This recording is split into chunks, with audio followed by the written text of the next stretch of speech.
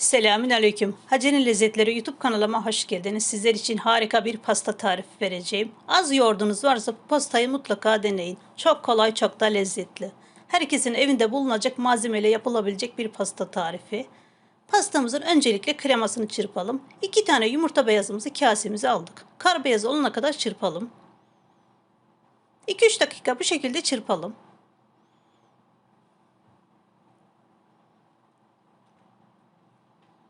Gördüğünüz gibi bu şekilde köpük köpük olması lazım. Diğer malzemelerimizi de aşama aşama ilave edelim. Şekerimizi ilave edelim. 70 gram şeker. Şekerimiz eriyene kadar çırpalım.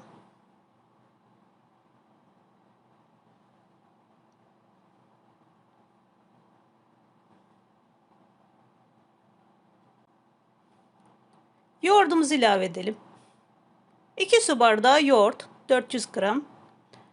Ölçünüz yoksa 2 su bardağı yeterli. Daha fazla yapmak isterseniz su bardağı ölçüsünü artırabilirsiniz. Kullandığım bardak ölçüsü 200 milimlik. Tekrar çırpalım.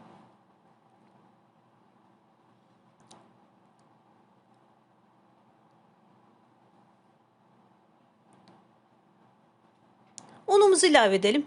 3 yemek kaşığı un ilave edelim. Mikserimizi açmadan önce unumuzu karıştıralım. Etrafa un sıçramasın, tozmasın.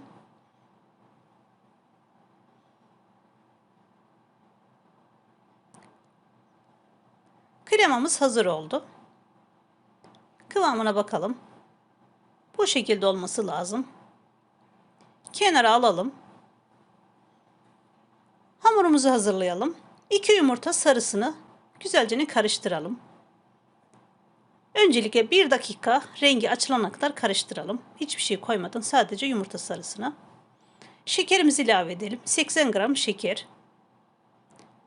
Şekerimiz eriyene kadar tekrar çırpalım. Bu aşamalar çok önemli. Gördüğünüz gibi bu şekilde açık sarı olması lazım.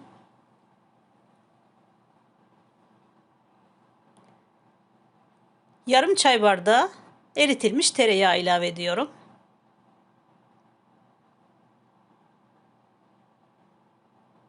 Tekrar karıştıralım. Tereyağımız eritilmiş, soğumuş olsun. Sıcak olmasın.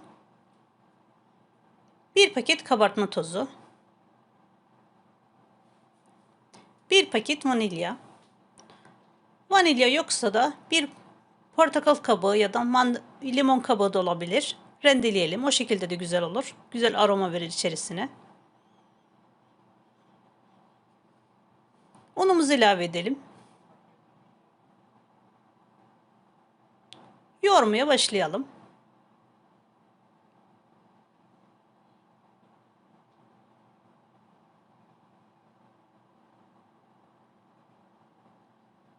...400 gram un kullandım.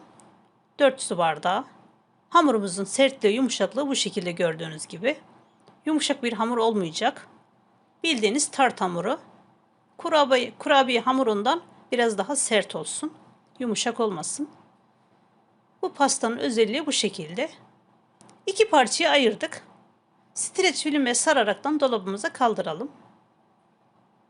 5 dakika beklemesi yeterli dolapta. Birazcık donması lazım.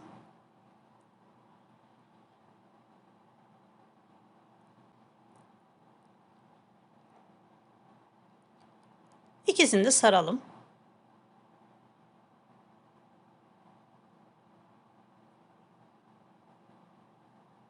Ayrı ayrı sarmaya gerek yok. Bu şekilde aynı streci ikisini de sarabilirsiniz. Dolabımıza 5 dakika dursa yeterli. Fazla beklemesine gerek yok. Bir taraftan borcamımı yağlayacağım. 1 çay kaşığı tereyağıyla her tarafını güzelce yağlayacağım.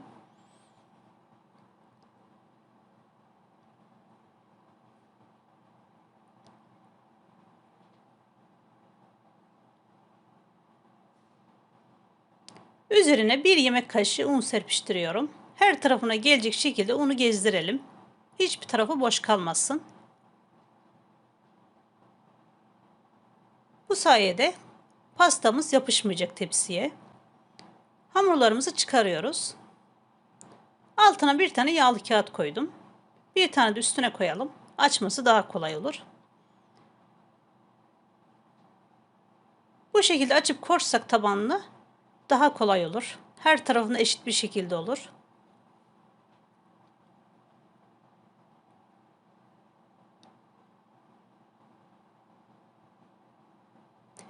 Tepsimizin büyüklüğünce açsak yeterli. Fazla açmaya gerek yok.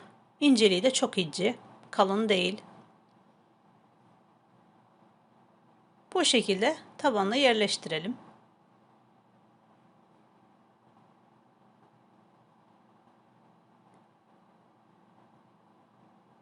Gördüğünüz gibi her tarafını kapladı. Açık yer bırakmadık. Üzerine kremamızı boşaltıyoruz. Kasemizi sıyıralım.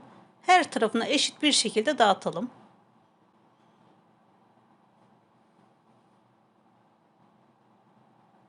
Çok lezzetli bir pasta, çok da hafif. Bir yapsanız sürekli yapmak isteyeceksiniz. Tadı da harika. Yoğurtunuz ekşi olmasın. Ekşi olursa güzel olmaz. Her tarafına güzelce yayalım, eşit olsun. Hamurumuzun diğer parçasını da üzerine rendeleyeceğiz.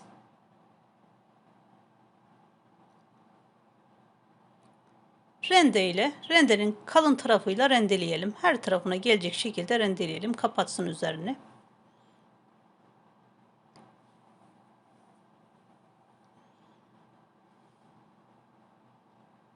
Gördüğünüz gibi her tarafına kapattık. Eşit bir şekilde her tarafına geldi. 180 derece ısıtılmış fırına veriyoruz. 35-40 dakika arası pişiriyoruz. Bazı fırınlara göre değişebilir. Daha çabuk da pişer, daha geç de pişer. Üzerine soğuduktan sonra bu şekilde bir tabak kapatalım. Tepsimizden çıkaralım. Gördüğünüz gibi çok kolay çıktı, çok da rahat. Kesme tahtamızın üzerine alalım. Üzerine pudra şekeri serpiştirelim.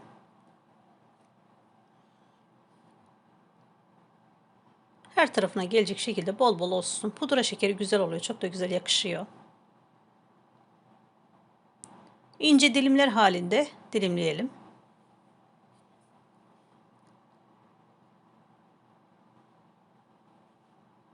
Kenar kısımlarını ayıralım.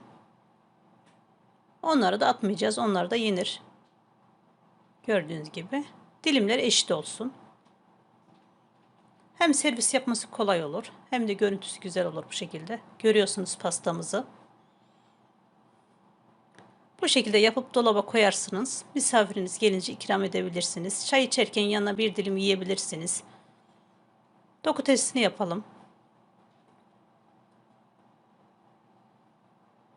Görüyorsunuz alt üstü nar gibi kızardı.